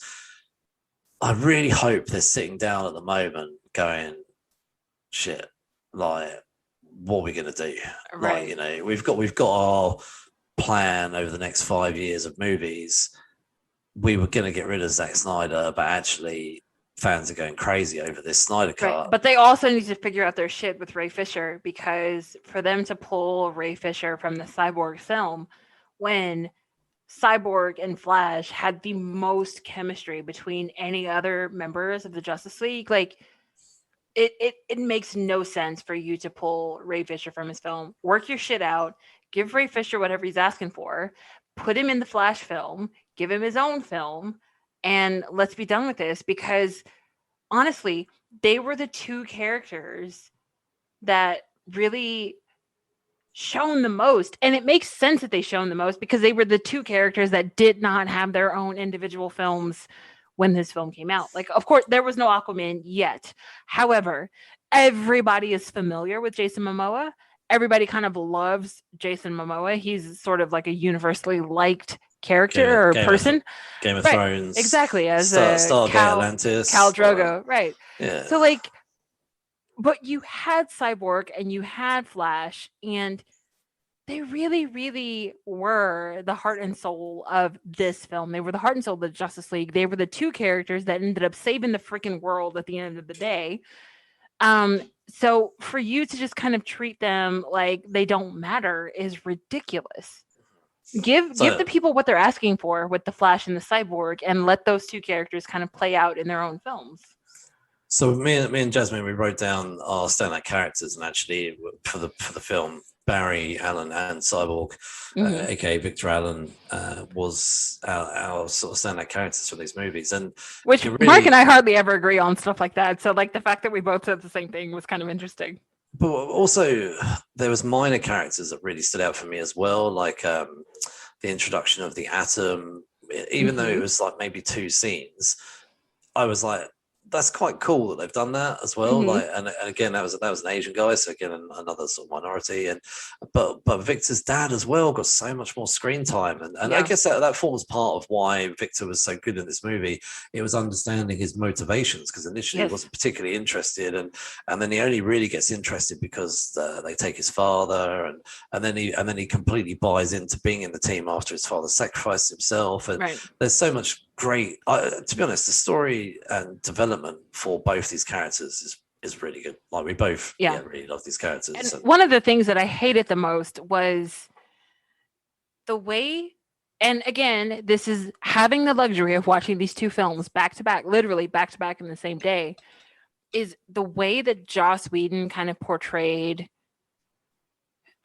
women. Like in his theatrical version, there were quite a few digs at Wonder Woman coming from all different angles. Like at one point, Wonder Woman and Bruce Wayne are fighting because over Steve Trevor. And it's kind of like, first of all, that's none of Bruce Wayne's business. Like you don't get to, make comments about someone else's sex life. First of all, let's just throw that out there. But like the fact that they even hinted at Wonder Woman being a love interest for Batman was completely ridiculous in the theatrical cut. There's also again, I mentioned this earlier, but like the tension within the Justice League itself. Aquaman is constantly at Cyborg's throat in the theatrical version versus in the Snyder Cut version. It's kind of like there is none of that awkward tension in the team at all. The team understands that Steppenwolf and Darkseid are the enemy, and that without each other, they don't have a chance to defeat. He does at one point, though, accuse Cyborg of potentially being an ally of. Once he does that one time, and that's it. And then he kind of corrects himself after the fight with Superman. Yeah. But in the theatrical cut, he literally Aquaman ribs him all the time, and it's not until that fight sequence with the parademons where Cyborg catches Arthur midair, and it's kind of like the ride's not done yet, and Aquaman is like, my man. Like that's finally the moment where they come together, but like they spend the entire film at each other's throats. So for me, sort of bringing this all to sort of rounding this up, I would love it if DC, Warner Brothers, put out a statement to say the Joss Whedon theatrical cut is no longer part of the Is not. continuity. Yes, exactly. We've realised the error in our ways, and from now on, Man of Steel, Batman vs Superman, and then the Snyder Cut will be the sort of the beginnings of this DCEU. Right, those are going to be the canon, and we're going to move off of those going forward. Yeah, and that's what we're gonna build the foundations of the DCEU. Yeah. We've put our hands up, and what they should probably do is put Zack Snyder in charge, like a bit like Kevin Feige, or have one overall voice controlling everything. Maybe that might mean that Snyder can't direct everything, himself, but put him in charge. The only thing I don't want to see is any of this future crazy stuff. No. And I think they might have to say to Snyder, look, we'll let that go. Yeah, let that go. Tell the other stories that you were trying to tell. Yeah, but first, they really need to focus on a cohesive story in their individual. We really need to see some more Cyborg film, a Flash film, and a Green Lantern film before we see a second Justice League film. And they need to go make amends with Ray Fisher. Yes. They need to go make amends with pretty much everybody, to be honest, at this point. But they need to go make amends with Henry Cavill, Ben Affleck. They should give Ben his own film. He wants a Batman film, but I know that he wants a bit more creative control over it. Say, look, Ben. This is where we're this is creative control we're willing to give him what he wants, because he's far less insufferable in the Snyder Cut version than he is in the Whedon version. In the Whedon version, there's a lot of Bruce Wayne kind of waffling back and forth, like, I don't want to be in charge, but I gotta put this team together, but I really don't want to do that. And in the Snyder Cut version, it's kind of like, look, I can't do this by myself. These people are my best hope to help save the world. So fuck it. I'm going to do what I have to do. Whereas in the Whedon cut, it's kind of like, do I? Do I not? Do I need them? Yeah. Maybe I don't. It's just like, oh my God, stop waffling. And also, I want to see a Ryan Choi Atom film now. That'd be cool. Or at least just to see him suit up as Atom. But that's the thing. What they could do is a bit like Marvel, have him be in maybe pop the up in someone film. Else's film. Exactly. So they could have him be part of the Cyborg film. That would make the most sense. Or even a Barry Allen film, because he's part of Star Labs. So Barry Allen eventually works for Star Labs. So one of the two, or but I don't know. This is what Warner Brothers have got to do, but I just don't have the faith that they're going to do it. I just don't. I don't either, and that's unfortunate. They put all of their money into their animation side. Their animation is phenomenal, but their live action stuff, it's almost like with the live action, they have no idea what they're doing, and it's like you have a formula that works that is completely separate from Marvel. Talk to your animation people. Look at what your animation people are doing and then replicate that for live action. It is quite simple. So we've rated this 4 out of 5, and generally I think we were pretty pleased with it, other than the future weird apocalypse Yeah, the future part was super weird. Did not like it. But that was a 2-3 minute scene, or maybe 5 minutes at a push. Other than that, we loved this movie. We think 4 hours is quite a long period of time. Maybe 4 hours is ridiculous, but this was a completely different film than the theatrical cut. 100%. It doesn't feel like you're watching the same movie. So sometimes you get these. I remember sometimes I used to do this with X-Files. I don't know if you watch the X-Files TV series, and then they would have a 2 or 3 parter, and then they'd release on VHS. I remember having VHS. They'd release a VHS the extended edition, and they go all new scenes. And then when you're watching it, you're like, really? And then you read on the back of the small print, there's 13 minutes of additional scenes. Yeah, exactly. I'm like, oh, okay. But this was actually was like watching a brand new film. So overall, I'm glad that the fans had their voices heard. And, I enjoyed it. I thought it was a different experience completely. It gave me a new perspective. I liked the Justice League Snyder cut far, far more than I liked the theatrical cut. But I maintain 4 hours is fucking ridiculous. That's ridiculous. That's too long for a film. So we'll bring our Justice League Snack Snyder cut conversation to an end. I'm glad we dedicated one episode just to this, though. Yeah, it was a lot to unpack there. Yeah. So moving into our recommendations, Jasmine and I are sort of covering stuff we've covered a little bit before. Yeah, we're cheating a little bit, but not really. So I just want to recommend this week's Winter Soldier. We've got a brilliant team up between Zemo, Sam, and the Winter Soldier themselves. Sharon also shows up. There's some pretty cool scenes in Madripoor. I really love this whole episode. We're really getting into the ins and outs now, the Super Soldier Serum. And I actually have to say, even though Zemo plays quite a serious role, his humor is really good. Like, there's some really good moments. Like, and even Sam, who I think is pretty straight as an actor, there's some good banter. So no, it was a good episode. So. And my recommendation this week is actually something we talked about on our previous episode, episode 42. Invincible on Amazon Prime is surprisingly good. I mean, I feel kind of bad saying that, but I did not have high expectations when I first saw trailers for the show. However, Invincible is really freaking great. It is entertaining. The characters are great. There are lots of surprises. It's kind of like a lot of twists and turns. You really have no idea what's coming next. Plus, there's 150 like issues of comics for them to pull from for this TV series. They are hoping for a season 2, but Invincible on Amazon Prime, they released the first 3 episodes last week, and episode 4 came out this week. It is good. It is worth your time. It is interesting. It is violent. But it is fun, and the characters are interesting, and the commentary and the dialogue is so witty and just sort of snappy. It's just so much fun to watch. So I'm definitely digging Invincible right now. I watched episode 4 not long before we recorded, and I love the fact that he goes to Mars. And I won't say anymore, but yeah, it's pretty cool. So yeah. Anyway, next week we are returning to Monsters as we cover the long-awaited. Unfortunately, Godzilla vs. Kong. Unfortunately, we're going to have to watch it on our TVs. It would have been amazing to see it at the theatre, but yeah, Godzilla versus Kong.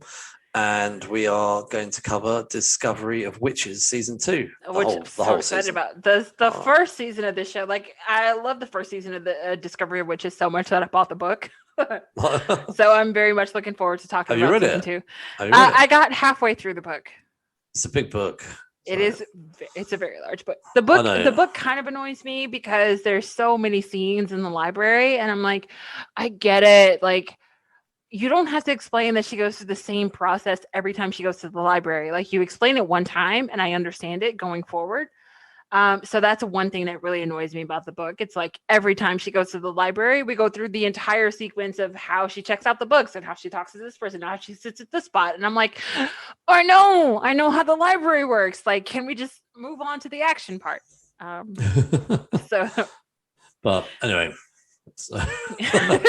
I'm looking forward to watching the show. Yeah, season 2 is fantastic so far. And as a reminder, we did start a second podcast series where we do tackle some of the most essential graphic novels of all time. Our 5th Late to the Party Book Club episode was March, Volume 1 by Andrew Iden and John Lewis. That episode dropped in February. Our next book club episode is going to be toward the end of April. It's going to be Akira, Volume 1 by Katsuhiro Otomo. You can also follow us on social media. We're Geeks Unleashed on Instagram, Facebook, and Twitter. And you can get this podcast wherever you get your podcasts. Google, Apple, Spotify, TuneIn. We are everywhere. So give us a 5-star rating and tell your geeky friends. Thank you very much for listening. Everyone, have a good week. Bye.